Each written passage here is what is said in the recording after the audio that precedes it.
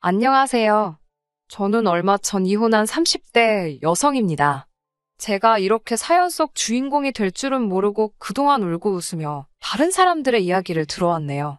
그런 저에게 이런 일이 생길 줄 누가 알았을까요? 저는 개념을 상실한 신우와 그런 신우를 감싸고 도는 뻔뻔한 남편과 시어머니 때문에 이혼했습니다. 저희 친정부모님은 순두부 식당을 하십니다. 할머니 때부터 해오던 가업이라서 단골 손님도 많고 다른 지역에 2개의 지점도 가지고 있습니다. 방송에도 여러 번 나왔고요.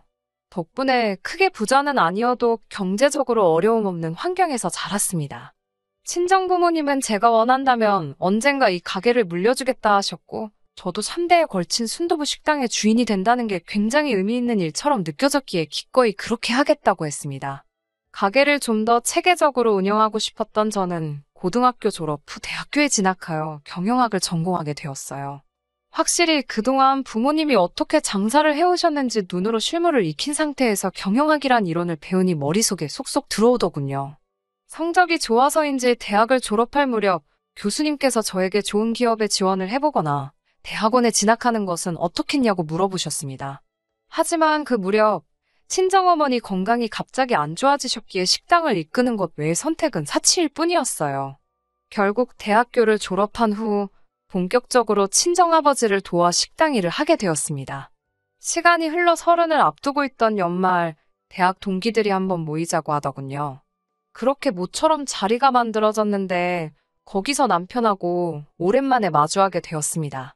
학교 다닐 때는 그다지 가까운 친구가 아니었기에 졸업 후에는 그 어떤 연락도 주고받은 적 없던 사이입니다. 하지만 그날따라 우연히 옆자리에 앉게 되면서 이런저런 이야기를 나누게 되었는데 말이 잘 통하더군요. 대부분의 동기들이 이 차를 간 대신 저와 남편은 인근 카페에 가서 음료를 마시며 계속 대화를 이어가게 되었네요. 그 이후로 저희는 2주 가까운 시간 동안 거의 매일같이 연락하며 지냈습니다. 그리고 얼마 지나지 않아 남편이 저에게 여자친구가 되어달라고 하더라고요. 남편은 많이 긴장을 했는지 꽃다발을 든 2손을 덜덜 떨고 있었는데 그 모습이 진실되게 느껴져 고백을 받아주게 되었습니다.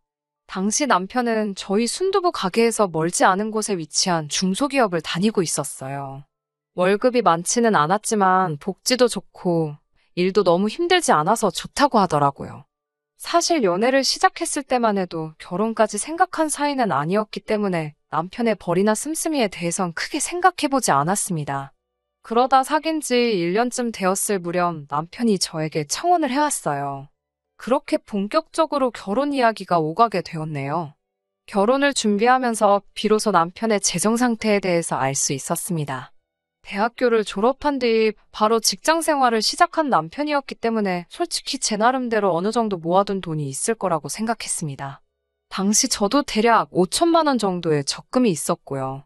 이 적금은 제가 부모님 식당에서 일을 배우며 받은 월급을 모은 돈이었어요. 부모님과 함께 살면서 부모님 가게에서 일을 배우다 보니 크게 돈 나갈 일이 없기도 했고요.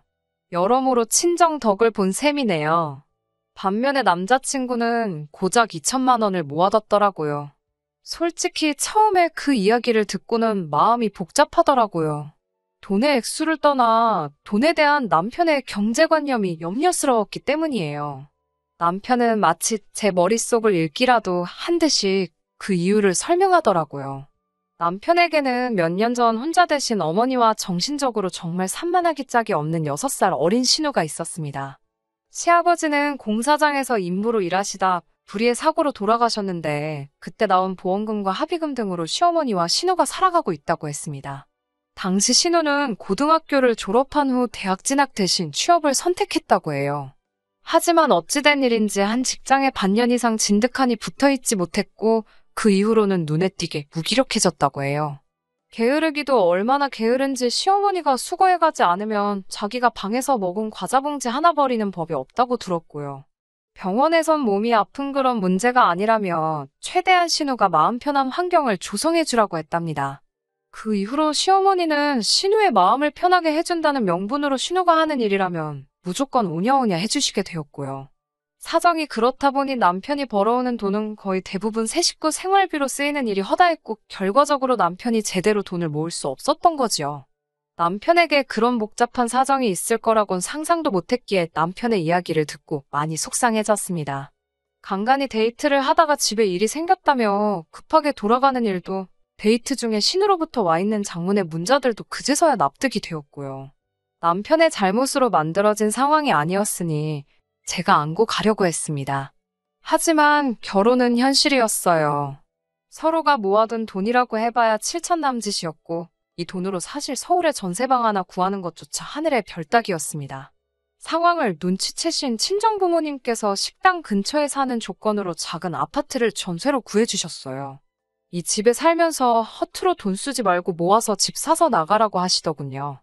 친정부모님의 도움 덕에 결혼에 있어서 큰 시름을 덜 수 있었습니다. 그렇게 결혼식을 올리고 처음 1년은 별탈 없이 지냈습니다. 그럼에도 불구하고 제가 이혼을 결심하게 된 건 시댁과 얽힌 몇 가지 사건들 때문이에요. 신혼여행에서 돌아오고 한두 달 정도 지났을 무렵 친정 아버지께서 저에게 그러시더군요. 이제 식당도 당신 없이 잘 돌아갈 것 같고 친정어머니와 두 분이서 시골에 내려가서 살고 싶으시다고요. 그렇게 제가 식당의 대표를 맡게 되었고 친정부모님은 은퇴를 하게 되셨습니다. 친정아버지에게 큰 의지를 했었던 건지 친정부모님의 빈자리가 너무 크게 느껴지더라고요. 서운하고 걱정스러운 마음을 달랠 길 없던 그때 시어머니께서 저를 호출하셨습니다. 시어머니께서 부르시면 보통은 부탁을 많이 하셔서 돈 이야기인가 아니면 뭐 갖고 싶은 게 있으시단 소리를 하시려는 건가, 그런 거면 전화로 하셔도 되지 않나 등 별 생각을 다 하며 시댁에 갔던 기억이 지금도 생생합니다. 시댁에 도착하니 신우도 같이 있더라고요. 시어머니는 전에 없이 다정하고 인자하신 표정을 하신 뒤 양손으로 제 손을 잡으시곤 식당은 어떤지 물어보셨습니다. 제 친정부모님 소식을 듣고 제가 안쓰러워서 그러시는가 보다 싶어서 순간 정말 감동받았습니다.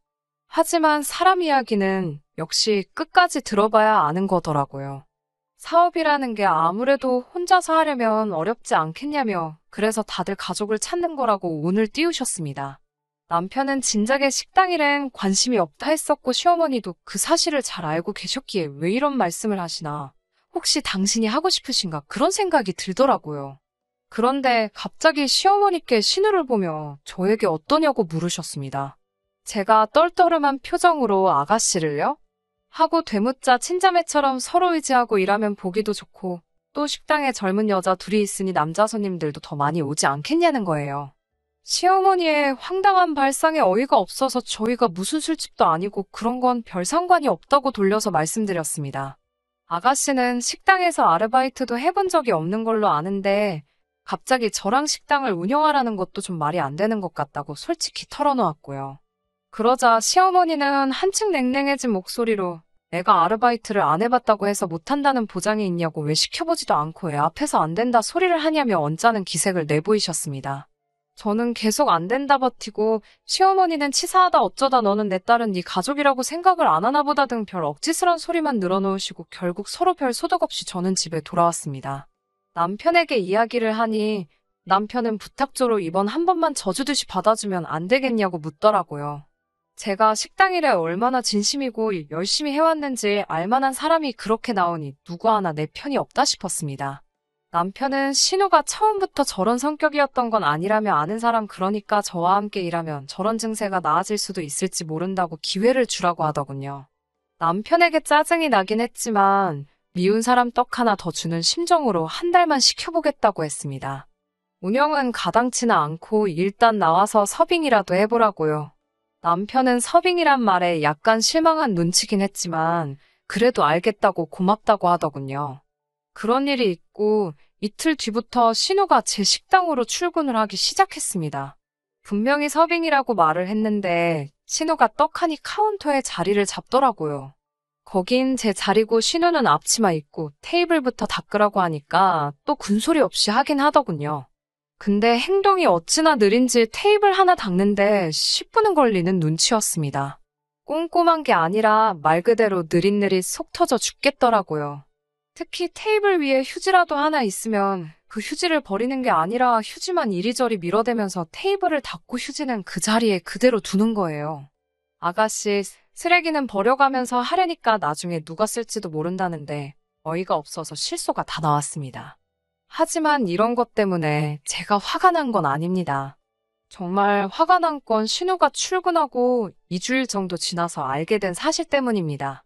사실 이런 일을 예상하고 제가 식당 내부를 녹화한 영상을 돌려본 건 아니에요.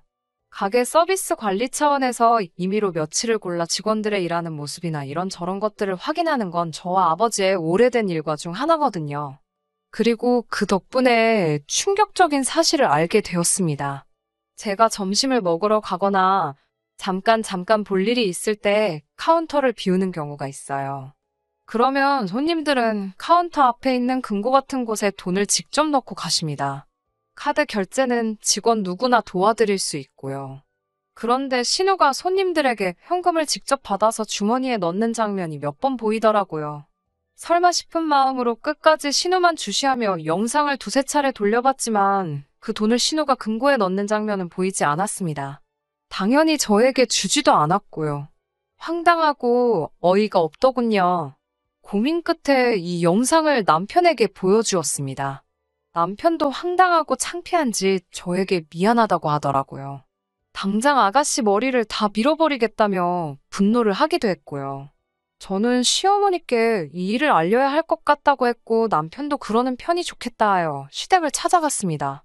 그날은 식당이 문을 닫는 날이었기 때문에 신우도 집에 있었습니다. 신우가 저에게 무슨 일로 왔냐고 묻는데 순간 신우에게 먼저 어찌된 일인지 자초지종을 물어보는 게 먼저겠다는 생각이 들더라고요. 신우 방에 들어가 영상을 보여주었습니다. 그러자 신우는 당황한 듯한 목소리로 저에게 언니가 월급을 안 줘서 그랬다는 겁니다.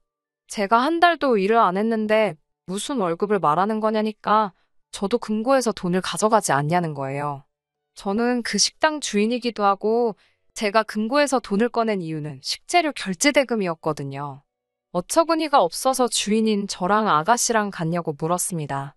아가씨가 하는 말은 점점 더 기가 차더라고요. 자기는 공동운영자라고 듣고 일을 하게 된 거라며 말도 안 되는 억지를 부렸습니다.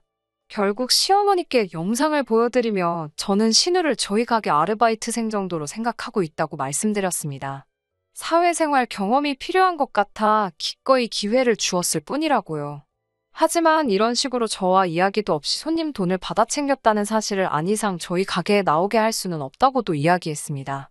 그러자 시어머니는 신우에게 왜 그랬냐며 한마디 하시고는 저에게 공동운영자인 줄 알고 그랬다 하니 이번 한 번만 넘어가 달라고 하셨습니다.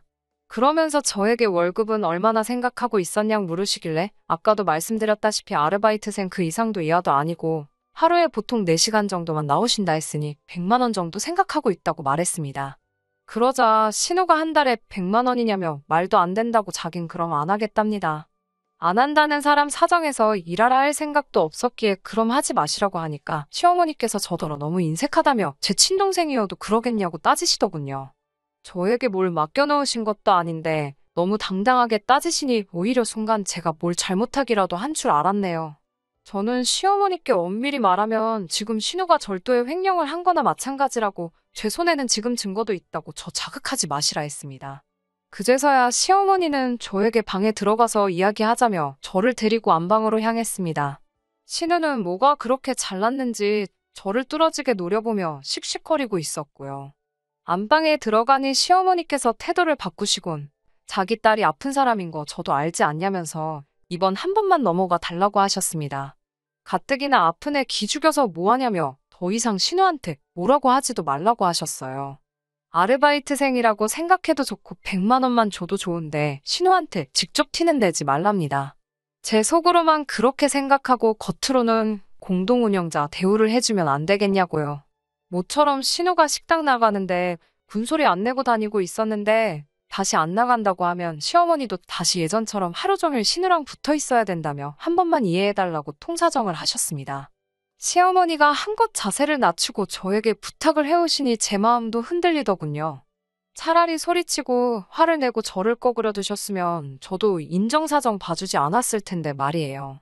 그렇게 결국 알겠다고 이번 일은 그냥 넘어가겠다고 대신 절대로 제 눈을 속일 생각하지 말라고 신우에게 단단히 일러달라 부탁드렸습니다. 하지만 신우는 제가 생각했던 것보다 훨씬 지나친 정신이 상자였습니다. 지금도 생각하면 소름이 끼치는데요. 이튿날 출근한 신우는 콧노래를 부르며 가게 안을 활개를 치고 돌아다녔습니다. 그런 신우를 보면서 정말 이상하다 싶었고 오늘 무슨 사고라도 칠 것만 같은 기분 나쁜 예감까지 들었습니다. 하지만 예상과는 달리 별일은 없었어요. 그런데 저녁 장사가 끝나갈 무렵 배달 갔던 몇몇 손님들에게 전화가 걸려왔습니다. 순두부찌개에서 은색 철수세미 같은 게 나왔다는 거예요. 전화뿐만 아니라 인터넷 배달 주문 후기에도 이물질이 나왔다는 글이 올라왔습니다. 도무지 납득이 되지 않았어요. 100번 양보해서 한두 손님이 그런 불편한 경험을 하실 수 있다고 해도 어떻게 그날 배달 나간 모든 손님들 음식에서 동일한 이물질이 나올 수 있겠어요. 8 손님 중 5분에게 그런 컴플레인을 받고 설마 싶은 마음에 다른 3분께도 직접 전화를 걸었습니다.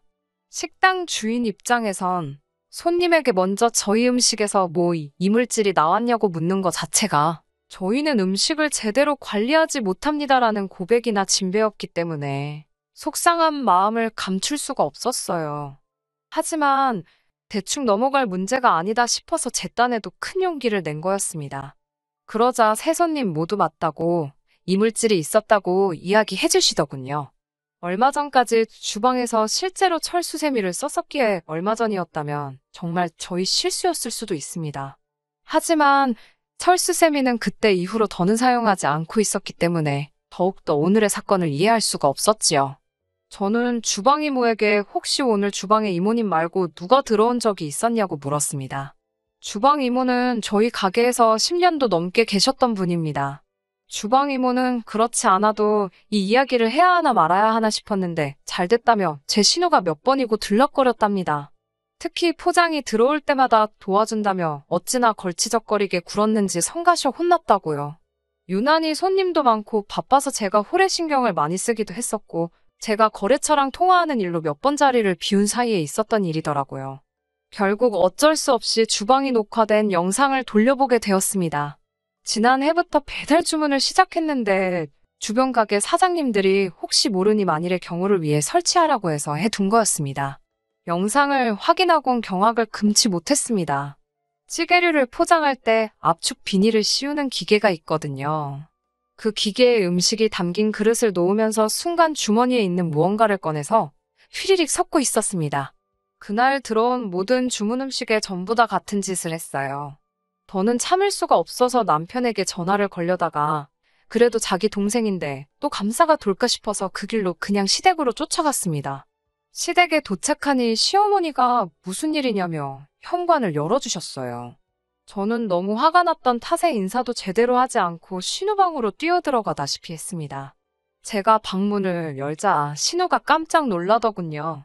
순간 제 눈에 신우가 오늘 입었던 가디건이 보였습니다. 옷을 확 낚아채니 신우가 뭐하는 짓이냐며 달라들었고 순간 주머니에서 철수세미가 떨어지더군요. 저는 냉큼 사진을 찍었습니다.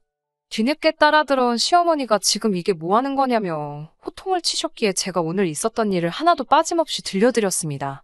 시어머니는 말도 안 된다면서 저더러 엄한 애를 잡을 게 아니고 가서 가게 관리나 똑바로 하라며 악을 쓰시더군요. 제가 또 다시 영상을 들이미니 신우가 깜짝 놀라더군요. 사실 주방을 찍는 건 아무도 몰랐을 거예요. 주방 이모님과 저만 아는 비밀이었거든요. 신우가 이렇게 동의 없이 다른 사람 영상을 찍으면 안 되는 거 모르냐고 초상권 침해라는 말도 안 되는 소리를 짓거려댔습니다. 아가씨는 일전에는 절도에 횡령까지 하더니 이제는 영업방해에 사기까지 한 거나 마찬가지라고 맞받아쳤어요. 법적인 지식은 둘 다 없었으니 일단 아는 건 다 던졌습니다. 그러자 신우가 또 겁을 먹었는지 눈물을 뚝뚝 흘리면서 제가 자기를 무시하고 망신을 줘서 그랬다며 이건 다 제 탓이라네요. 뻔뻔한 신우의 태도에 경악을 금치 못하던 그때 남편이 시어머니의 호출을 받은 건지 시댁에 왔습니다. 남편은 저에게 일단 그 영상은 다 지우고 이야기하자길래 제가 미친 거 아니냐고 이게 다 증거인데 지우긴 뭘 지우냐고 화를 냈습니다. 그러자 남편은 저에게 진작부터 네가 우리 가족 무시하는 건 알고 있었다며? 그래도 그렇지 나이 어린 신우를 이렇게 몰아붙이면 되는 거냐고 저더러 너무하다더군요. 그제서야 이 인간도 내 편이 아니구나. 남편이 남의 편이라더니 그 말이 진짜라는 걸 알겠더군요. 결국 저는 이틀 뒤 변호사를 찾아 신우를 고소했습니다. 시어머니와 남편에게도 신우를 고소했다 이야기했고, 남편에게는 곧 이혼 소송을 시작할 거니 소송하기 싫으면 적당히 합의하고 끝내자고 했습니다. 남편은 처음에는 소송할 테면 하라고 그럼 네 재산반은 자기 거라는 말도 안 되는 소리를 하더라고요. 그래서 자기가 기여한 거 하나도 없고 다 친정부모님이 나한테 주신 거니 개꿈 깨라고 했습니다. 며칠 뒤 남편도 어디 가서 알아볼 만큼 알아봤나 봅니다. 자기가 잘못했다며 신우 정신머리도 따끔하게 고쳐놓을 테니 적당히 하고 그만하라더군요. 하지만 그 며칠 동안 제 마음은 차게 식은 상태였고 머리는 더 냉정해진 상황이었어요. 그리고 얼마 지나지 않아 신우가 식당에 찾아와 죄송하다고 사과를 하더군요. 자기가 내켜서 하는 건지 시켜서 온 건지 알 길은 없었지만요. 저는 그렇게 미안하면 신우가 쓰는 소셜미디어에 반성문을 써서 올리라고 했습니다. 그 정도 배짱도 없이 그런 짓을 한 거는 아니겠죠라고 물으니 입술을 꽉 깨물고는 저를 또 쳐다보더군요. 정신 못 차렸네 싶었지만 저도 사실 가게 일 때문에 바쁘고 더 이상 끝나버린 이 집안 식구들이랑 시간 낭비는 하기 싫었습니다. 결국 남편은 이혼 서류에 사인하고 빈몸으로 나가는데 동의했습니다. 동생 간수나 잘하고 살라고 덕담도 한마디 해줬네요. 시어머니 말씀대로 믿을 만한 가족과 같이 제 식당을 운영해 나갈 수 있었다면 얼마나 좋았을까요? 그나마 다행인 건 신우가 약속대로 반성문을 올렸고 그날 배달을 시켰던 손님들도 다시 재주문을 해주셨다는 거예요. 저도 지금은 혼자 된 현재를 어느 정도 즐길 수 있게 되었고요. 전 남편 소식은 솔직히 잘 모르겠습니다. 저랑 이혼하면서 동기들하고도 연락을 끊고 잠수를 탄 것 같더라고요. 동기들은 제가 왜 이혼했는지 다 알고 있고 그래서 전 남편이 돌아올 자리는 더욱 없을 것 같긴 하네요. 끝까지 들어주셔서 감사합니다. 오늘의 사연은 여기까지입니다. 구독과 좋아요, 알람 설정 부탁드리고 더 좋은 사연으로 다시 찾아뵙겠습니다. 감사합니다.